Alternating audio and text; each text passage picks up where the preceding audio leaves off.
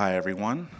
Hello. So I wanted to start by talking about the casting of this film, because I think it's my understanding that the casting choices were extremely important to making the film work, finding the right people.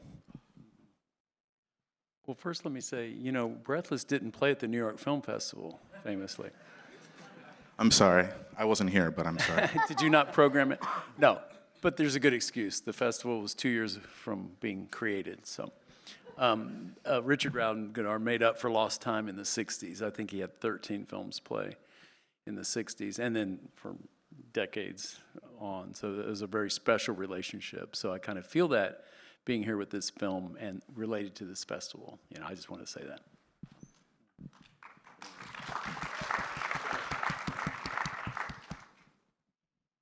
Yeah, casting is everything. It's kind of intimidating. You've got these iconic figures, but you have to just kind of lower your sights and just think, oh, we're going to find people who, there'll be a resemblance out there, and there's always great young actors, and I went to Paris. I had Zoey in mind for 10 years before, so that was easy.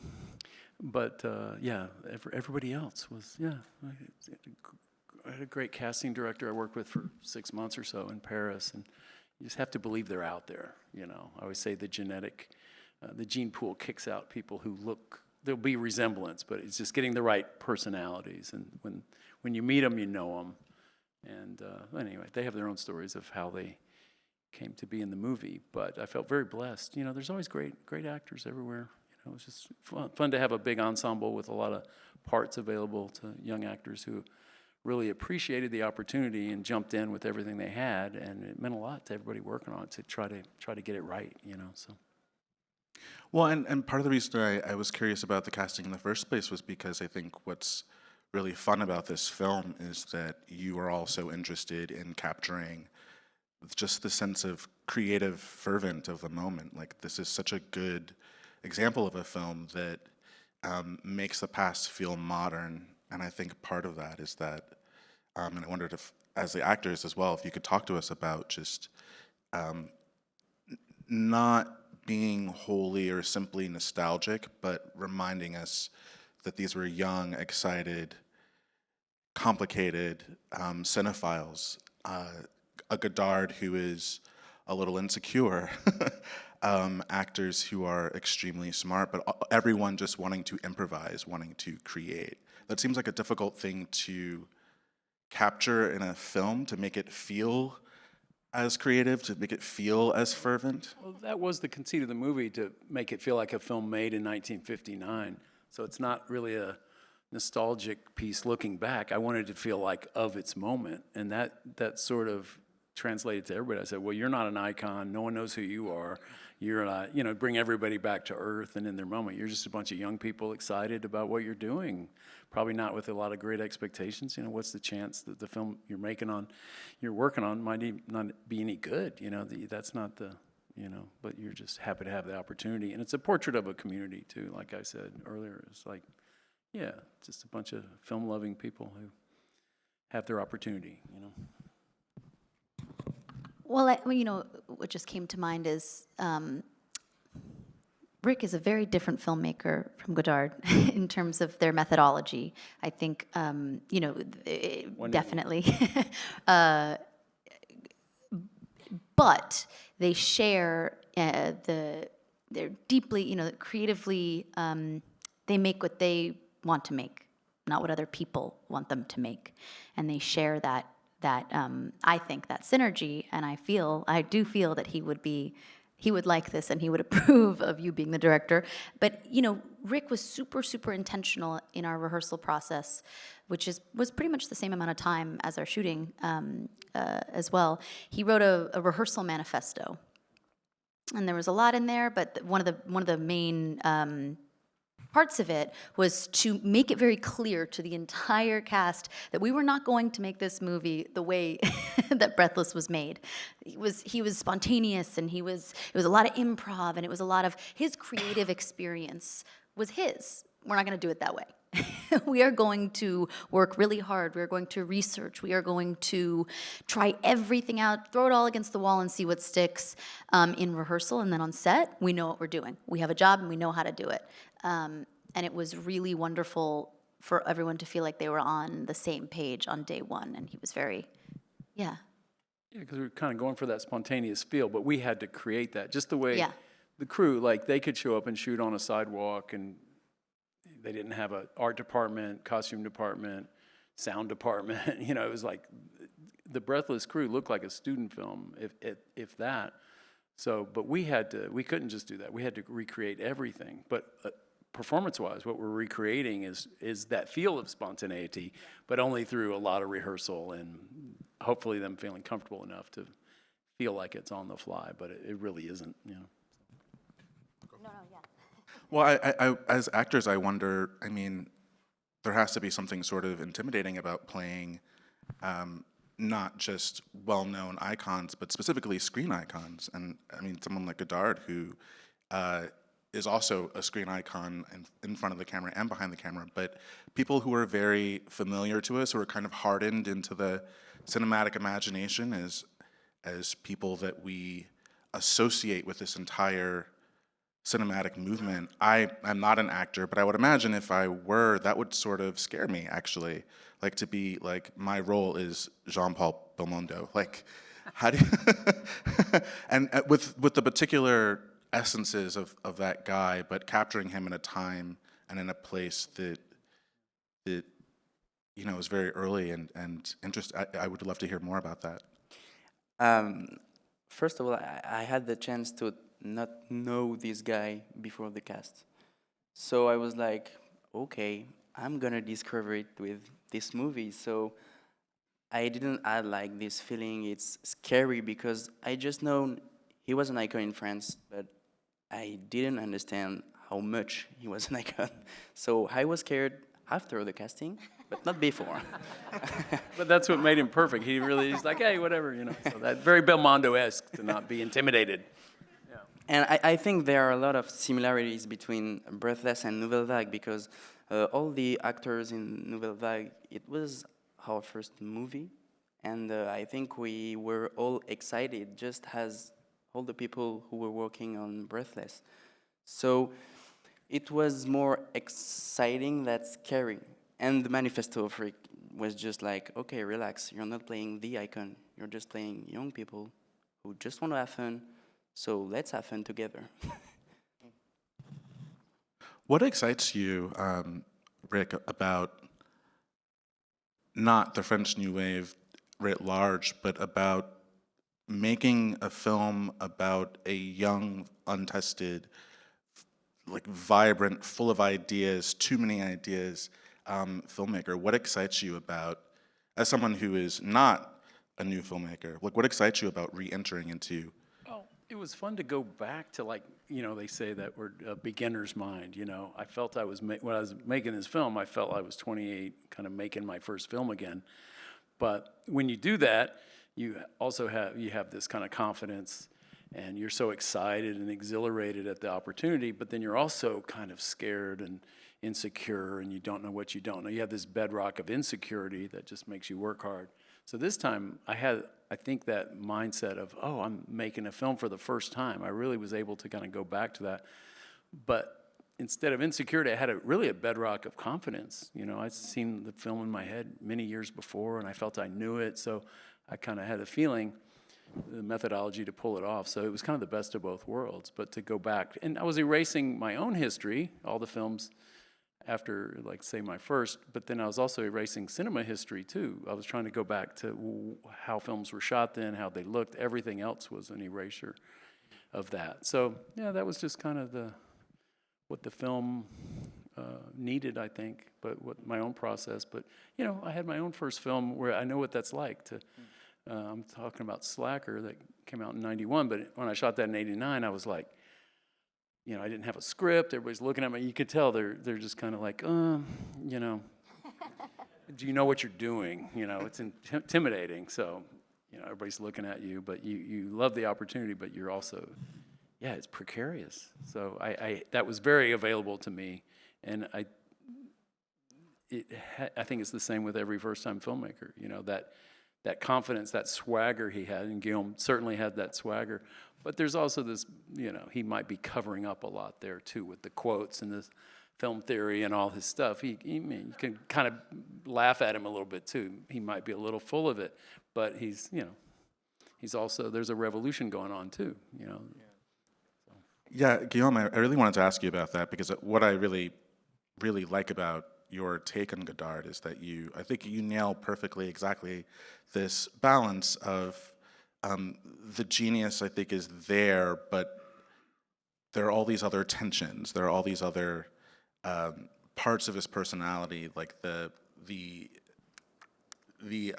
using the word insecurity because that's, I think, the word that fits to me, but the sense of a director who is a little competitive, who is full of ideas, but also has things going on, I think, internally that are not always likable, but endearing accordingly. Can you tell us a little bit about your approach to?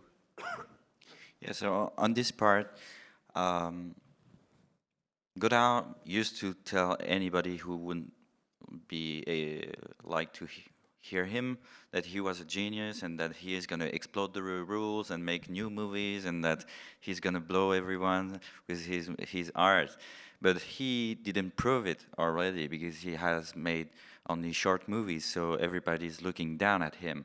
And so even though he thinks he's making something new and he has like a system, it's like you're the new scientist and you feel like you are about to invent teleportation, but you don't know yet if it's gonna work, you know? So it's like this kind of feeling of like, I'm sure about what I'm doing, but I'm not sure if it's gonna end up being as good as I thought it would be. And so I think like every young artist out there that is starting a movie can be afraid of making a movie because of those same reasons. And sometimes they just withdraw from creating just because they're afraid. And then they have a life of being jealous of everyone who is doing it. But I think the message of this movie is like, try, and if it doesn't work, then you just made a bad movie, but still you made a movie, and that's great. You had the adventure. Yeah, and I think like what really stood out to me, it's kind of like when you like see a production of Romeo and Juliet or something that reminds you that they're very young. There's something about this film that, not that we didn't know that, those of us who were familiar with this history, but I think what you guys really capture is this sense of youthfulness. There is like a daring that I think we associate with youth. That goes with youth. I mean, you know, and it's only for the youth, you know, where you have that feeling of out with the old, in with the new. I mean, they have reverence for their elders, and we see that in the film. I mean, he's very blessed. He's got Melville, you know, Rossellini in his ear, telling him, giving him advice and stuff. That time and place. There's so many great filmmakers around. But it is about being disgruntled with the status quo and knowing there's a new kind of cinema. And, you know, it really is radical, you know, to a lightweight camera, handheld, no sound, you know, just to make a film in a new way, if you're going to do something new, is imperative. So he had the guts to do that and physically manifest that. And, you know, it's still influencing people today. Just the notion, I find that renewing in the love of the Nouvelle Vague. It's, you know, go make your movie. It's personal expression. It's immediate. It's, you know, you can make a film about anything. So that's what I always took from them. And but that's forever inspiring. You know, it's like the prototype of what an indie film is, I think. But miraculously, these are in the industry. He's got a producer. He's getting money from sources. Like the American model would be self-financed or credit cards, you know, the usual low budget. Like I didn't have a producer on my set. I had enough trouble as it is. But yeah, but it's still the same dynamic with the people you're working with, you know, so. One of the things that's interesting to me about your career, though, with that in mind, is that your films are always about something different. One of the things I really appreciate about you is that if I were to go to someone and say, you know, this movie and Everybody Wants Some and Waking Life are all directed by the same guy. I think that'd be like interesting and surprising to someone who didn't know that. I'm curious about how you landed here with this film. Just, when my colleagues Vince and Holly, this is 13 years ago, told me something they were working on about the Nouvelle Vague. I was like, oh yeah, we're cinephiles together. We've worked together a long time. I'm like, yeah, let me read that. I just kind of came aboard early. I was like, yeah, I want to make a film about making a film. I've had that notion for a long time. So, but it was more interesting to make a film about the history of a film rather than something I could do, about one of my own films. It's like, oh no, this moment in film history is really interesting. It's worth exploring, And so it was like a history project as well as personal expression. I had my own feelings about it, but it was just so freeing to go to another country and dig in there. So I don't know, does that answer your question? It was just a passion for that era and just the exuberance of film. I remember what that was like. When you're young and falling in love with cinema and you start running, you see all these people giving their lives to cinema, whether they're writing about films or programming films or making films. It's like, yeah, that's a pretty good life. I want to be in that subculture. And all eyes kind of go to France at that moment. They got Cahiers du Cinema, the Cinematheque, so many great filmmakers and great films coming out of there. There were new waves going on all over the world at this time, in New York City even, everywhere. But I think they were good marketers. They had a lot of great, cool photos. They all looked so cool, and they were kind of aware of their own. I think Godard especially was aware of his kind of iconography and putting this out to the world. So it worked, and it was famous at the moment. It was kind of an international. It was kind of closest film probably came to like a punk rock movement. Where it's like, oh, look, something's happening in London. It was like, oh, something's happening in Paris. I don't know if that had happened in film before, because films are such a delayed, long-form art form, before, it's hard to put all that together, but it was like this confluence of talent and passion, and there truly was a newness in the world.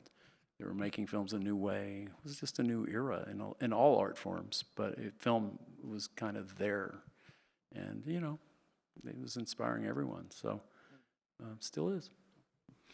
Zoey, I want to talk to you about playing Jean Seberg, because what I think really, really moves and impressed me about your performance is that you really capture that thing she had, like whatever it is, that quality of mysterious intelligence, that thing that you can't take your eyes off of when you're watching her. I really think that you capture what would make her so fascinating for Godard and everyone else. So I wondered if you could talk to us a bit about nailing it, I guess. Thank you. Well, it was obviously intimidating to play, this icon and also make a movie in a language that I didn't know a word of. But really, what I came to find was that so often when you're building a character, or always when you're building a character, you're starting from scratch. Whatever the actor's process is. For mine, that's my favorite time. I love creating memories and stories and picking an animal and building a life and all the inner world. That's the fun stuff. But it's a lot.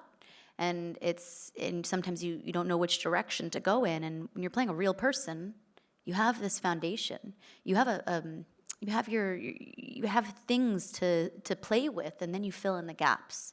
And Rick was really wonderful in reminding all of us that we were doing interpretations. We were not doing impressions, which was helpful in moving away from the fear and going towards the excitement and the possibility. I found her also to be very mysterious, and I was like, Rick, why are you casting me? I'm the least mysterious person in the fucking world. There is no mystery about me. But the language barrier was such a gift, because I realized, or I think part of that mysterious quality she has in Breathless is fear. Fear that she's not enough, that she's not doing a good job, that she doesn't understand him, she's doing a movie improvising a movie without a script in a language she was just learning after having done 2 films with a very, very different director, Otto Preminger. So I think it was fear, which I had with the French. So that language barrier was a real help for me. And it was cool. It was really cool to get to play these different, to play Patricia, to play Jean playing Patricia, to those scenes that we recreated. We're shooting we choreographed them we just shot the other way. So we had to imagine. We did exactly the 5 steps, the 4 steps. The hand goes up for 3 seconds. We choreographed all that, but then imagined what could be happening in their inner world. So it was a lot of fun. It's like a puzzle. Got to answer questions that I had about the film and her, through a very different way. Yeah, I mean, and part of what happens is also that you, despite that fear, you communicated that really well, and I think that really, I picked that up from your performance, but also in the midst of that, she's always alert. It's fear, but it's like that awakens this sense of needing to be awake to everything. Right. Well, kids are very alert when they're like, "What, you're understanding something I don't understand. What do you that kind of thing." Yeah. That's what you have when you're just you're playing catch up, right? She's just trying to make sure she's not missing something, especially when there's so little given to her. She's terrified that this is going to be a disaster, the way that St. Joan was for her. Yeah. So she's very alert. Yeah. I like St. Joan. I wish I could have told Which the hair, everyone likes to talk about Jean's hair. Yeah. That iconic things that are never intended to be iconic, they're accidental. Her hair was she shaved it for St. Joan to play Joan of Arc. So it was just the grow out. It was just her in an awkward grow out phase, which is, it's just funny that Are that you hair. Still in your grow out phase? I'm a little past it's grown faster. Took a year. But there were some weird moments of, if anyone here has had a pixie cut and grown it out, there's some strange months. But that hair was just her growing it out from St. Joan, which I found to be interesting. Yeah. Well, thank all of you so much. We are out of time, but thank you, Cameron. This was really fun, and I'm so glad that we're sharing this. Thank you guys for being here. Thanks, guys.